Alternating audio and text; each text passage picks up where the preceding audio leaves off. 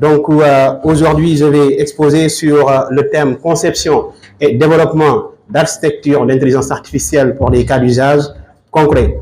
Et pour cela, comme toujours, là où on va démarrer, je pense que la définition de l'intelligence artificielle, nous tous, on en a entendu parler au moins une fois, mais quand même, c'est toujours bien, surtout lorsqu'on expose sur l'architecture de modèles d'intelligence artificielle, de partir d'abord sur la définition. Il existe plusieurs définitions, ça dépend vraiment de la manière dont on aborde la définition. Donc là, pour définir l'IA, on dirait que c'est un ensemble de technologies et de méthodes et de processus informatiques conçus pour analyser, apprendre et prendre des décisions de manière autonome. Donc, on crée des machines à travers des algorithmes qu'on entraîne, ce qu'on appelle l'entraînement, on va y revenir tout à l'heure, pour que ces machines-là puissent avoir la capacité de prendre des décisions et également de donner des recommandations. Donc, on s'inspire surtout de la manière d'apprendre de l'être humain. Aujourd'hui, si on montre ici deux images différentes, je suis capable d'utiliser ma capacité mémoire, ma capacité de mémorisation pour connaître cette image-là, c'est une image de chat, l'autre image, c'est une image d'une personne. Et demain, si on me montre les mêmes images, je serai capable d'identifier l'image qui correspond à un chat et l'image qui correspond à une personne. Donc ça serait la définition de l'intelligence artificielle. Maintenant, je pense que les panels précédents constituent de très beaux exemples sur les implications de l'intelligence artificielle qui aujourd'hui a des implications donc, dans presque tous les domaines économiques et sociaux. Donc là, j'ai répertorié trois grands domaines. J'en ai répertorié quatre grands domaines. Donc d'abord les sciences. Donc l'IA est étroitement liée aux sciences. Ensuite, la société civile, donc ça, j'y reviens tout à l'heure. Nous avons également les gouvernements, donc avec la gouvernance qui devra exister autour de l'intelligence artificielle. Je pense que le panel précédent est un exemple parfait. On parlait de souveraineté numérique, donc il faudrait que les gouvernements puissent prendre les devants pour définir de très bonnes stratégies, donc autour desquelles on a des réglementations qui définissent comment on devrait implémenter et déployer l'intelligence artificielle à un niveau national, mais également comment on devrait utiliser les données qui sont collectées auprès des citoyens afin de les injecter dans les systèmes d'intelligence artificielle.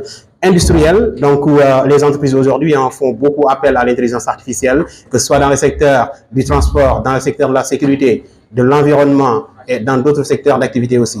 Et la société civile, ça c'est important parce que c'est dans une dynamique d'anticipation. Lorsqu'on développe un modèle ou un système d'intelligence artificielle, il est vraiment important de prendre en compte l'existence de la société civile parce que c'est cette dernière-là qui va utiliser ce qu'on va livrer comme modèle d'intelligence artificielle. Maintenant, si on ne l'implique pas dès le début, ça va poser problème parce que on va développer des modèles d'IA et ces derniers-là seraient appelés à être rangés dans des tiroirs sans être utilisés parce qu'on n'a pas impliqué les utilisateurs finaux dès le début du processus. Donc ça, ce sont les quatre grands composants. Ensuite, nous avons les principes fondamentaux de l'intelligence artificielle. Quand on parle d'abord d'une définition, ce qu'est exactement l'intelligence artificielle et ce que ça implique. Ensuite, quelques types d'intelligence artificielle. Nous avons l'IA étroite qui vise à effectuer une seule tâche, par exemple la reconnaissance d'images, ou bien le fait de reconnaître un caractère, ou bien tout simplement Google Maps, tout à l'heure quelqu'un l'a dit, le fait de donner en input deux paramètres. Le premier paramètre, c'est ma position actuelle et le deuxième paramètre, c'est ma destination. Et à travers ça, les algorithmes de Google Maps vont tourner, vont analyser des centaines de paramètres pour me proposer la trajectoire la plus optimale. Et ici, quand on parle d'optimalité, peut-être c'est la trajectoire la plus courte dans laquelle nous avons le moins d'embouteillage. Donc ça, c'est l'IA étroite qui arrive à faire une tâche. Ensuite, nous avons l'IA générale. Je pense qu'on en a entendu parler, nous tous, depuis l'avènement des GPT. Donc, ChatGPT est un exemple parfait de l'IA générative. Donc, l'IA générative est un exemple de l'IA générale qui arrive à effectuer plusieurs tâches différentes. Génération d'images, génération de textes, reconnaissance d'images et des recommandations également et en même temps des prédictions. Donc, on va y revenir tout à l'heure également parce que j'ai prévu une partie de démonstration rapide où on va faire de l'intelligence artificielle générale, donc en l'occurrence générative. Ensuite, nous avons ce qu'on appelle les algorithmes. Tout à l'heure, dans la partie cybersécurité, on en a parlé. Ici, on en a cité quelques-uns, les réseaux de neurones, donc qui sont inspirés toujours du mode de fonctionnement du cerveau humain, cerveau dans lequel, bien sûr, nous avons des réseaux de neurones avec des interconnexions synaptiques et tout. Et nous avons également les forêts aléatoires qui marchent à travers des arbres de décision. Nous avons également les machines à vecteurs support qui sont utilisées pour à la fois faire de la classification, mais également de la régression. Donc, soit prédire, par exemple, si je suis aujourd'hui une entreprise qui travaille dans le domaine de l'immobilier, peut-être d'ici 2 ans, je voudrais savoir quels seraient les coûts potentiels des maisons que je devrais vendre en 2026, par exemple. Donc ça, on peut utiliser de la régression pour le faire. Et la classification, c'est l'exemple que j'ai cité tout à l'heure. Si on me montre ici 2 images, je dois les classifier pour dire que la première, c'est une image d'un chat, et la deuxième image, c'est une image d'une personne. Et ensuite, nous avons les technologies sous-jacentes. Je pense qu'au Sénégal, quand même, hein, on est pas mal sur les avancées de l'intelligence artificielle, de ce que ça implique et de ce dont on a besoin pour faire vraiment de l'IA. Nous avons aujourd'hui une technologie hein, qui est le supercalculateur, qui nous permet vraiment d'avoir accès à de la puissance de calcul, chose fondamentale pour arriver à entraîner des modèles d'intelligence artificielle. Et ce n'est pas uniquement de l'entraînement, hein, et on y reviendra aussi. Il y a aussi ce qu'on appelle la spécialisation, ce qu'on appelle typiquement le fine-tuning, c'est-à-dire prendre un modèle qui a été déjà pré-entraîné sur des centaines de milliers de données venant de partout, et on prend ce modèle-là, on le spécialise sur une tâche spécifique. Et c'est exactement ce qu'on fera vers la fin. Ensuite, là, on va présenter rapidement quelques technologies aussi de l'intelligence artificielle, donc l'IA elle-même, donc c'est une technologie d'elle-même. Ensuite, nous avons l'apprentissage automatique qui permet d'injecter à des machines des algorithmes qui permettent à eux, ces machines-là, d'apprendre et de prendre des décisions de manière autonome. Les réseaux de neurones, comme dit tout à l'heure aussi, qui sont inspirés du mode de fonctionnement du cerveau humain, et l'apprentissage profond qui permettent également d'aller beaucoup plus en profondeur avec l'analyse de centaines de milliards parfois de données, avec des connexions, des équations mathématiques également qui sont déclinées à l'intérieur pour nous aider à prendre des décisions de manière rapide et à effectuer également des calculs. Ensuite, quand on parle d'architecture, il y a ce qu'on appelle dans le jargon du machine learning et du deep learning, les pipelines d'un projet d'intelligence artificielle. Donc, un pipeline, hein, par définition, c'est un enchaînement d'une série d'étapes donc pour effectuer une tâche spécifique. Donc là, j'ai modélisé la pipeline qu'on utilise lorsqu'on lance un projet d'intelligence artificielle. Donc, le premier composant, c'est la donnée. Donc, d'abord, avant la donnée, je ne l'ai pas mis ici, mais il y a d'abord l'identification de la problématique. Et ça aussi, c'est important parce que l'IA, c'est un outil. Donc, il faut l'utiliser pour répondre à une problématique précise. Donc, dès l'instant qu'on n'arrive pas à identifier la problématique et à bien la définir, il ne faut même pas penser à utiliser l'intelligence artificielle. Maintenant, il faut d'abord identifier la problématique. Je pourrais dire, par exemple, aujourd'hui, je voudrais faire une application qui aiderait les agriculteurs à suivre la progression de leur récolte d'arachide à partir de ces œufs. Donc là, c'est une problématique réelle. Et à partir de là, je vais collecter des données qui seraient adéquates pour adresser cette problématique-là. Donc là, c'est la phase de collecte de données et les stocker quelque part pour qu'elles soient disponibles. Après la collecte des données, j'identifie l'algorithme auquel je voudrais utiliser pour l'entraîner sur les données que j'ai à ma disposition. Et là, quand je parle de choix de l'algorithme, parce que devant une problématique, on peut avoir plusieurs algorithmes différents. Donc, pour quitter l'UCAD et aller, je ne sais pas, à Parcelles, par exemple, je peux créer un algorithme qui me dit qu'il faut passer par ce point-là, passer par ce point-là, et un deuxième algorithme qui me dirait il faut juste sauter, si c'est possible, bien sûr. Voilà. Donc là, il y a 2 algorithmes, et là aussi, si on parle d'algorithmes, on en a plusieurs, parmi lesquels on identifie quelques-uns en fonction de la problématique qu'on cherche à adresser. Une fois l'algorithme déterminé, maintenant on l'entraîne. Et dans cet entraînement-là, on utilise des données. Et c'est ce que je disais tout à l'heure. On montre au modèle des exemples. Donc, nous avons, par exemple, je donne juste un exemple de base de données. Une première dans laquelle nous avons les entrées et une deuxième où nous avons les sorties qui correspondent aux entrées que nous avons données. Et sur cette base-là, le modèle est capable de créer un ensemble d'interconnexions, un ensemble d'analyses pour être capable de faire des prédictions par la suite face à une nouvelle entrée qui lui est donnée. Maintenant, il ne faudrait pas que le modèle voit déjà cette entrée-là. Alors, il peut déjà le voir, mais il ne faudrait pas qu'il le voit parce que sinon, ça n'a pas de sens. Il y a des phénomènes très techniques dont on ne va pas parler ici, mais on l'appelle overfitting et underfitting. Et juste pour donner des exemples, l'overfitting, c'est lorsque le modèle a fait de la mémorisation à quelque sorte des données qui lui sont fournies. Par exemple, moi, si je suis un étudiant, le professeur me donne le cours et je mémorise tout le cours. Une fois à l'examen, j'essaie de verser le cours, quoi, sans réfléchir sur les potentiels nouveaux théorèmes que les exercices qu'on m'a adressés à l'examen vont contenir. Donc ça, c'est le phénomène de overfitting. Ensuite, on a l'underfitting. Par exemple, si je suis en amphithéâtre, je suis le cours du professeur, mais j'arrive pas vraiment à me concentrer. Donc à l'examen, la conséquence, c'est que je n'arriverai pas à avoir une bonne note dans ce cas-là aussi. Donc là, typiquement, le modèle également, s'il fait de l'underfitting, c'est-à-dire dans la phase d'entraînement, il a eu du mal à apprendre sur les données qui lui sont fournies. Et typiquement, dans la phase de prédiction, il aura aussi du mal à avoir de bons résultats. Donc, une fois le modèle entraîné, on aura ce qu'on appelle le modèle, donc avec une fonction mathématique f de x, et on aura de la prédiction qui sera y égale à f de x. Donc, je pense qu'il y a un panel de Moustapha Cissé qui était prévu sur les mathématiques derrière l'intelligence artificielle. Donc, voilà, c'est son domaine. Mais là, on aura une fonction mathématique et on pourra l'utiliser pour faire nos prédictions. Donc, on donne au modèle une entrée et le modèle va nous fournir une sortie. Maintenant, il y a une phase également supplémentaire avant de déployer le modèle. Donc, cette phase-là, ça consiste à évaluer la performance du modèle. Et si je reprends le cas de l'étudiant, il va en amphithéâtre, il prend le cours, et une fois à l'examen, l'objectif, c'est que le professeur l'évalue en quelque sorte pour voir s'il a compris ce qu'il a appris ou pas. Ici également, dans le cadre du modèle, c'est la même chose. On fait l'évaluation pour voir s'il a compris ce qu'il a appris ou pas avant de prendre des décisions pour, ici, à la fin, donner des réponses. Ensuite, deux concepts, l'intelligence artificielle traditionnelle et l'IA générative. Donc, l'IA traditionnelle, ça consistait, et toujours, hein, ça existe, hein, à prendre un input, à faire tourner les algorithmes qui sont déjà pré-entraînés et à produire un output. Et cet output-là, ça peut être juste voilà, de la prédiction ou de la classification.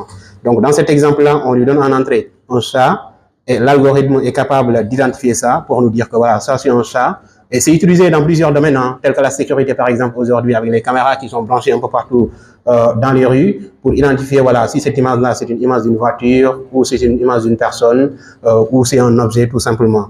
Ensuite, l'IA générative, hein, je pense qu'il est beaucoup utilisé aujourd'hui, qui prend en entrée un input et qui produit un nouvel output, qui pourrait bien sûr être différent de l'input qu'on lui a donné. Donc, si on prend typiquement un exemple d'une IA générative, on lui donne du texte en entrée, et l'IA qui est derrière va produire en output du texte, mais reformulé autrement en fonction de ce qu'on lui a demandé, en quelque sorte. Donc, ça, c'est l'IA générative versus l'IA traditionnelle. Ensuite, à partir de là, on va attaquer un concept qui a beaucoup influencé là où nous en sommes actuellement dans le domaine de l'intelligence artificielle.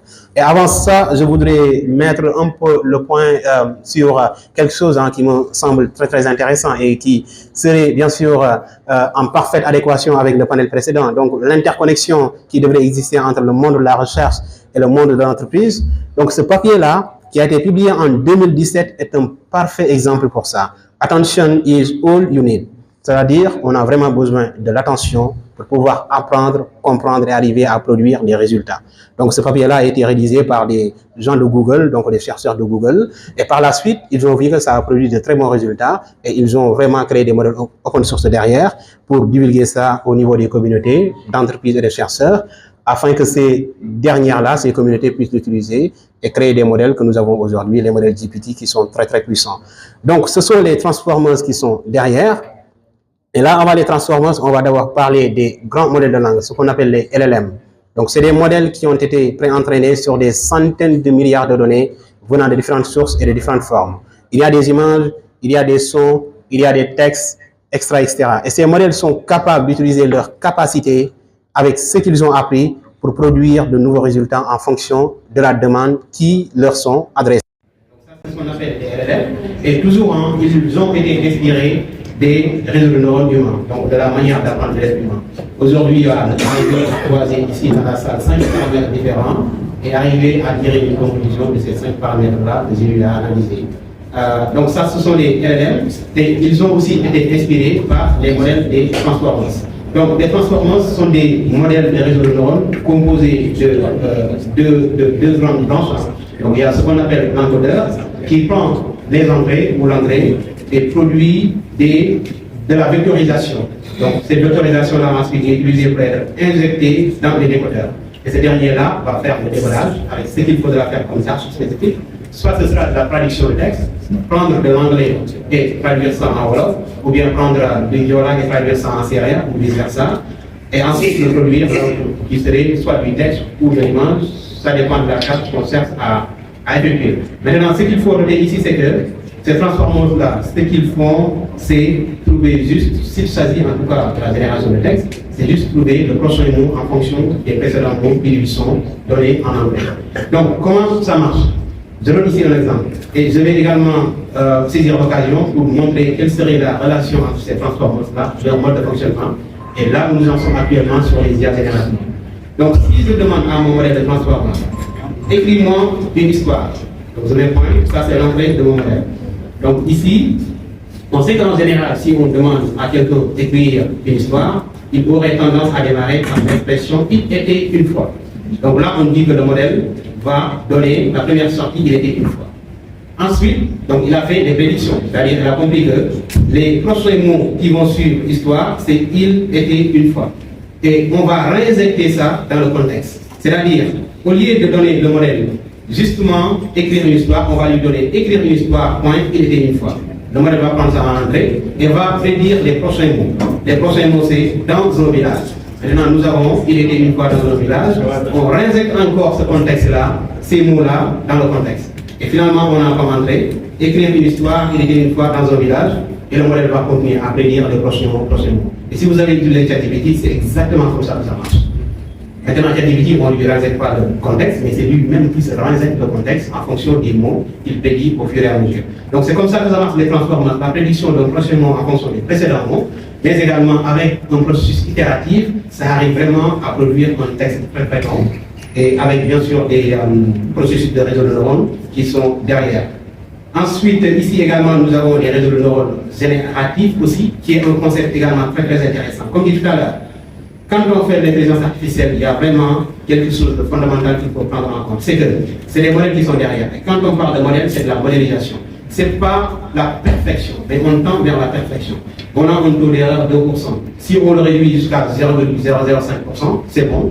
Mais ce qu'il faut noter, c'est qu'avec humilité, on n'atteint pas 100% de performance. Il ne faut pas l'atteindre parce que si on l'atteint, c'est l'exemple que j'ai donné tout à l'heure. Il a fait du cours de ses cours, une fois à l'examen, il verse tout sans même réfléchir sur les exercices.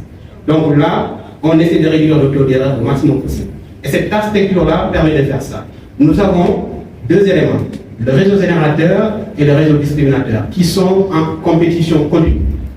Et bien sûr, si on fait une conférence ici, je termine la conférence, vous pouvez me donner des critiques, mais les critiques, peut-être seraient des critiques qui seraient dans une dynamique constructive, c'est-à-dire me donner des remarques, etc.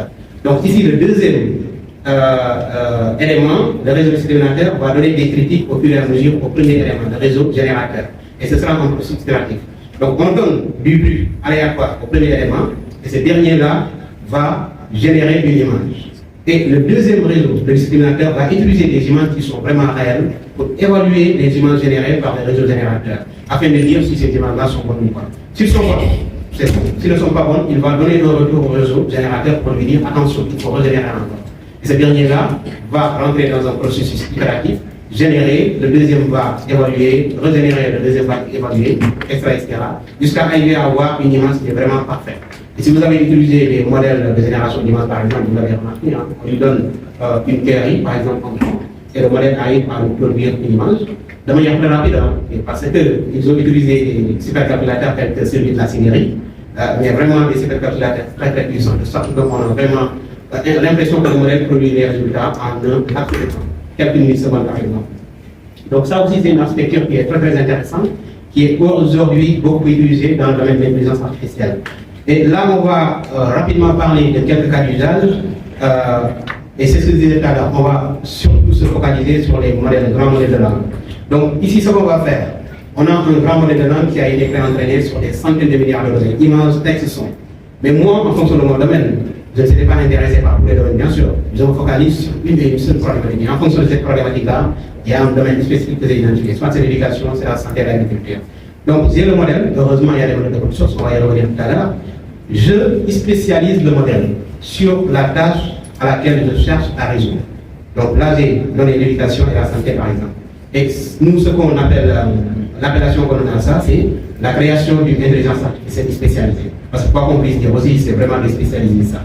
On ne peut pas se permettre, en tant qu'entreprise par exemple, de venir prendre une IA qui est vraiment générale, puis effectuer des tâches spécifiques, sans au préalable réentraîner cette IA-là afin qu'elle se spécialise en quelque sorte. Donc ici on a le human do, la personne vraiment au centre, et c'est important aussi, il faut que la personne soit au début, au centre et à la fin de la création de ce modèle. Ensuite nous avons le LLM de base qui est ici, le modèle de langue, et on a un ensemble d'outils qu'on va injecter au LLM pour les spécialiser. Et parmi ces outils-là, il y a ce qu'on appelle le prompt engineering. On va faire ça pour dire au LLM, toi, tu es une intelligence artificielle qui a été entraînée sur des centaines de milliards de données différentes, mais attention, moi, je veux que tu te spécialises sur ce domaine-là. On lui dit non seulement ça à travers le plan, mais également on lui donne une base de connaissances, ce qu'on appelle le knowledge base ici. De sorte que l'RLM va non seulement comprendre que lui c'est un médecin, il est un médecin, il est un enseignant ou quelque chose comme ça, mais également ces connaissances doivent être tirées depuis la base de connaissances que nous avons ici. Et donc sur cette base-là, nous avons un agent qui est un RLM spécialisé et on peut l'utiliser pour effectuer nos tâches sur le domaine que nous avons identifié. Après, on va parler des open source. Donc, nous avons plusieurs, parmi lesquels j'ai présenté quelques-uns ici. Le modèle Lama, qui est dans une dynamique également d'évolution continue. Nous sommes à la version 3, Lama 3 aujourd'hui. Je pense que dès 2025, on aura la version 4, pour voir en tout cas par extension. Et nous avons aussi le modèle de Mistral. Mais tout ceci, ce sont des individus qui vont développer ça, il faut le noter. Tout à l'heure, on parlait du souveraineté numérique.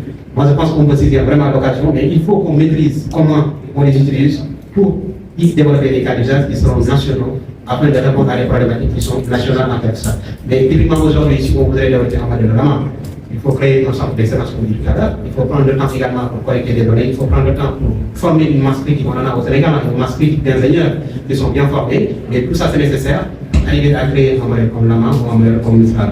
Donc pour le moment, avant d'en arriver là, il faut saisir l'occasion pour avancer sur la course dans l'IA. Ensuite, ici, toujours, on a utilisé pour créer cette IA spécialisée le processus en pipeline qu'on a présenté tout à l'heure. D'abord, la donnée qui est collectée, ensuite, on spécialise l'intelligence artificielle, donc ça c'est le processus algorithmique, et après ça, nous avons l'agent qui est disponible à être utilisé.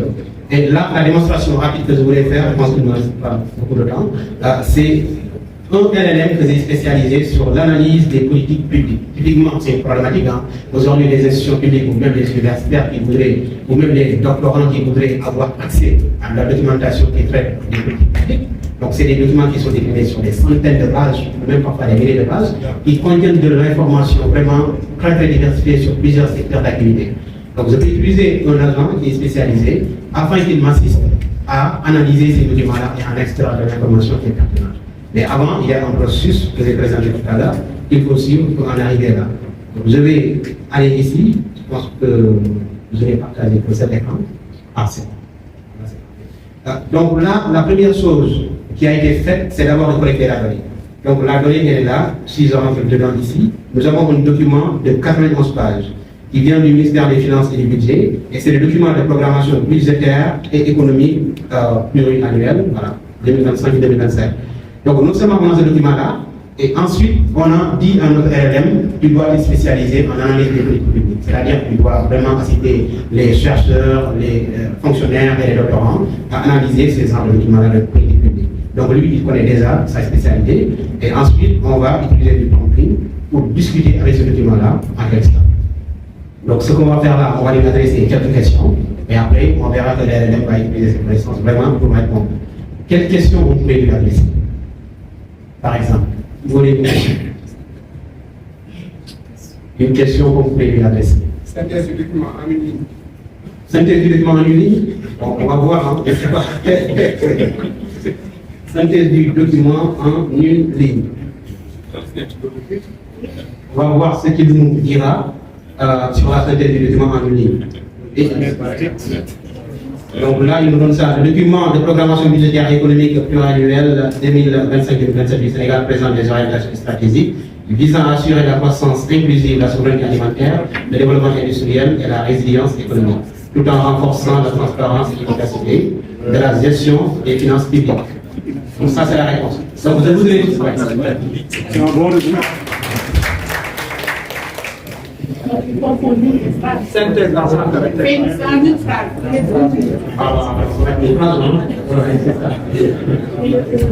Synthèse dans 100 caractères.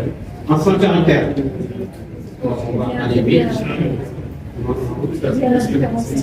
Du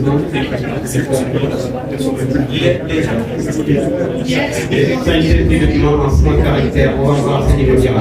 Donc, le document présente des orientations stratégiques du Sénégal pour 2025-2027, visant l'économie résiliente, la sécurité alimentaire et l'industrialisation locale.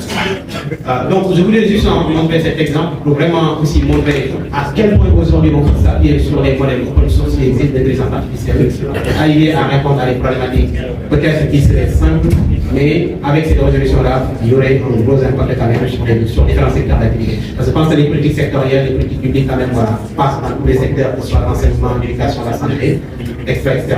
Donc c'est ce que je voudrais vous montrer et c'est ça qui va clore la présentation. Je vous remercie.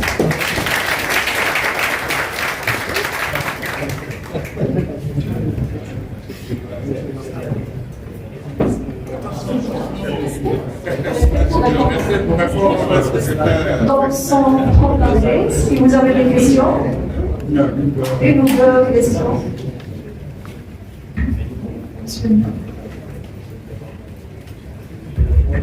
Déjà, féliciter M. Gall de la présentation. Je pense qu'il y a beaucoup d'éléments qui nous permettent de comprendre pas mal de choses. Comme vous l'avez dit, donc, quand on regarde votre pipeline là, le premier aspect que je vois, c'est que vous avez mis une partie prédiction.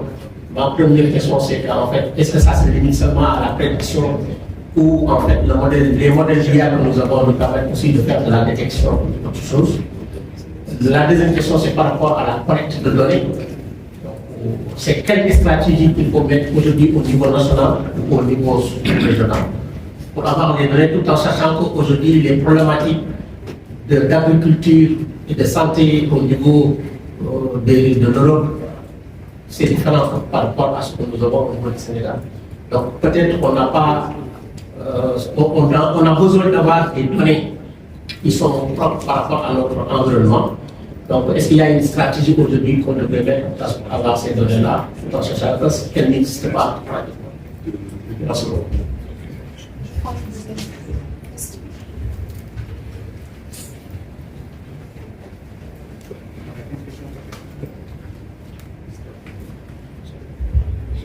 C'est à la fois une question moins stratégique, technique. Hein. L'idée, c'est, par exemple, avec la plateforme que vous mettez en place, pour les pratiques, si on voulait, par exemple, pour donner, par exemple, un document ou un ensemble de documents, les comparer à partir de certains critères, votre outil, dans quelle mesure il le permet. Aussi, est-ce qu'il permet aussi de donner une certaine précision à chaque fois qu'il donne un résultat, il donne un niveau de précision du résultat fourni. C'est important pour le décideur. D'accord? C'est de cela qu'il s'agit. Maintenant, la question de souveraineté, vous en avez parlé, on ne va pas revenir là-dessus. Peut-être vous posez, j'en profite pour poser la question sur la souveraineté des données. Rapidement. Ça sera vite. Hein?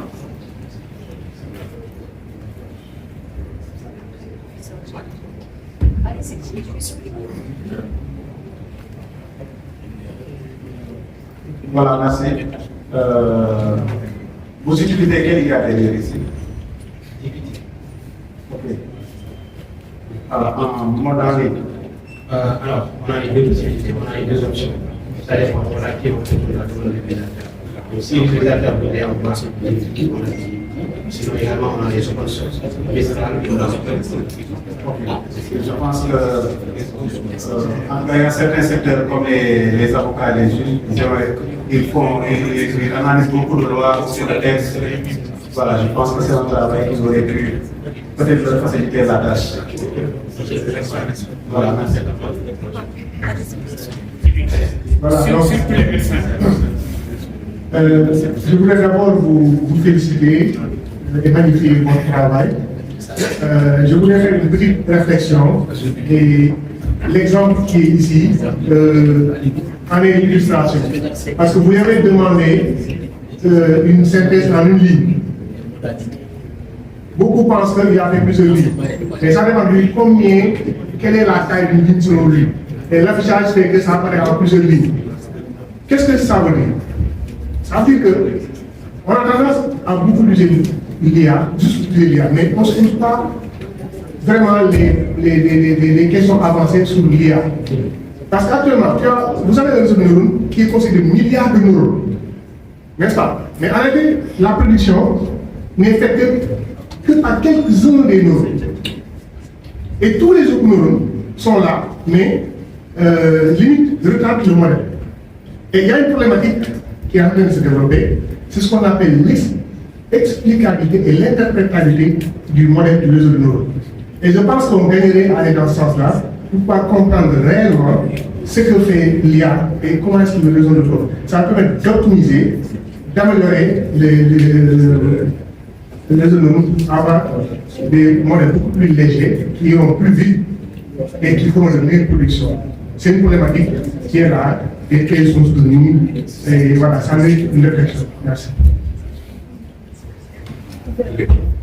Merci beaucoup pour ces questions et contributions. Je vais démarrer par la question sur est-ce que les modèles de stabilité sont également de la détection.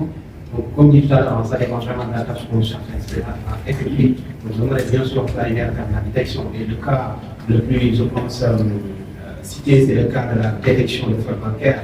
Aujourd'hui, lorsque les utilisateurs bancaires peuvent faire des transactions en ligne, il y a des modèles qui sont derrière pour détecter en fonction de mon comportement, en fonction de la somme présentée en ligne, si cette transaction-là est frauduleuse ou pas. Donc ça, c'est un exemple typique de la détection en utilisant le machine learning qui est derrière. Également la prédiction, donc je pense qu'on en a parlé, prédire par exemple la courbe de la bourse dans les 2 années à venir, ou prédire le nombre d'étudiants potentiels qu'on aura d'ici 2028 à l'UQAS par exemple. Donc ça, c'est des exemples de prédiction. Mais concrètement, pour répondre à la question, le modèle arrivé à faire de la prédiction, mais également de la détection. Ensuite, sur la collecte des données quelle stratégie. Alors oui, on le dit toujours, je pense dans tous les panels, les gens le disent, au Sénégal, on est les meilleurs en rédaction, en définition des stratégies, mais lorsqu'il s'agit de l'application, là, ça pose problème. C'est juste pour dire qu'on a déjà une stratégie nationale de la donnée. Et je pense qu'il y a déjà démarré à être implémenté, mais peut-être qu'il prend un peu de retard pour vraiment arriver au niveau où nous l'avons en quelque sorte. Mais on a cette stratégie-là, et la stratégie définit un ensemble d'éléments qui nous permettent bien sûr de pouvoir maîtriser la manière dont on collecte nos données, dont on les stocke, mais également comment vous devez les exploiter pour arriver à attaquer différents candidats, que ce soit l'intelligence artificielle ou dans un peu plus grand, je pense, en numérique d'identification. Le fait d'avoir, je donne un exemple, si on prend des pays comme la France par exemple, ils ont ce qu'on appelle le numéro de sécurité sociale. Ce numéro-là, il est connecté au passeport du citoyen, il est connecté à la carte d'identité du citoyen, il est connecté à ses diplômes, il est connecté à ses revenus. Donc vraiment c'est le numéro auquel, dès que l'agent d'administration le saisit sur l'ordinateur, il a toutes les informations sur le site. Donc on doit vraiment en arriver là, et ça je pense que c'est un exemple parfait également de la stratégie qu'on devrait mettre en place pour les données. Donc non seulement aider le Sénégal dans une échelle pays, mais également aider chaque citoyen sénégalais. Ensuite, comparer des documents avec Django que j'ai présenté là. Oui, nous avons des cas d'usage, et parmi les cas d'usage, je vais en citer 2. Le premier, c'est l'analyse des appels d'offres. Donc, lorsque un cabinet de conseil reçoit 3 documents d'appels d'offres qui viennent d'une entreprise, donc dans ces documents-là, on va définir les spécifications techniques, les spécifications en termes de qualification, mais également les livrables qu'il faudra à la fin du projet. Donc, c'est des documents qui sont décrits sur des dizaines, parfois des centaines de pages, et des éléments vraiment parfois de détail qui peuvent faire la différence sur les dossiers de candidature. Donc, ces enjeux-là pour aider, une base de données qui est derrière, l'IA sera directement branchée à cette base de données-là, elle va apprendre à partir des documents qui sont sur la base de données et arriver à croiser les documents pour proposer à la personne qui répond à l'appel d'offres un dossier qui est très bien décliné mais qui respecte toutes les conditions qui sont définies. Et le deuxième, c'est un audit. Les entreprises à la fin de l'année, elles font des audits. Et c'est vraiment un ensemble de documents, des conventions qui sont signées qu'il faut analyser. Donc là aussi, c'est un outil potentiel pour arriver à croiser tous ces documents-là et à dire, voilà, si l'activité de l'entreprise côté RH a été correcte ou pas. Si ça a été correct, c'est bon. Si ça n'a pas été correct, l'IA peut même aller jusqu'à proposer des éléments à prendre en compte pour corriger. Et je dis l'IA peut aller jusqu'à, parce que ça aussi c'est important. Ce n'est pas à l'IA de prendre la décision finale. Mais l'IA, elle va juste assister la personne ou l'entreprise qui fait l'audit pour qu'elle puisse aller plus rapidement et arriver aussi à analyser plusieurs données à la fois. Ensuite, vous dites. C'est bon. Non, si vous terminez, je voulais parler d'une petite imperfection. D'accord, ok, on va y arriver tout à l'heure. Ensuite, il y a quoi aussi? Donc la précision. Est-ce que les réponses sont précises? Donc là aussi, on a la phase de spécialisation, mais dans cette phase de spécialisation aussi, on lui dit que les réponses que tu donnes doivent être exclusivement tirées des documents qui sont fournis. Et donc ça aussi c'est quelque chose. Et si vous voyez ici, on a les sources qui sont données. Si on clique sur les sources, on sera directement redirigé vers le document à partir duquel la réponse qui a donné, qui est donnée ici, a été tirée en quelque sorte. Et pour finir rapidement, il y a quoi? L'école c'est loi, oui, monsieur son professeur, on l'a déjà mis en compte, nous avons un répertoire qui répertorie, je pense, 28 documents sur l'école c'est loi au Sénégal, la Constitution, le Code du travail, le Code des marchés publics, et aujourd'hui il y a des citoyens qui l'utilisent pour vraiment introduire ces documents-là, arriver à voir les articles spécifiques en fonction de leurs préférences. Donc je pense que c'était... La précision que je voulais faire, c'est toujours dangereux quand quelqu'un n'est pas expert et utilise l'IA. Parce qu'il va prendre cash les réponses. Or, elles ne sont pas toujours cash. Et l'exemple est là. Dans la dernière phrase, il nous parle de sécurité alimentaire, ce qui est très différent de la souveraineté alimentaire. Oui. Ah oui. L'État n'aimerait pas qu'on lui mette, le gouvernement n'aimerait pas parler de sécurité alimentaire. Ok, d'accord. Eux, ils parlent de souveraineté alimentaire, c'est beaucoup plus fort. Oui. Or, dans son dernier résumé, il parle de sécurité alimentaire. Donc, c'est toujours, il faut être très prudent dans l'utilisation de l'IA. Moi, je dis que l'IA est plus utile pour les experts. Et ça peut être dangereux pour les étudiants. Ou bien, oui, il y a plein d'exemples comme ça que je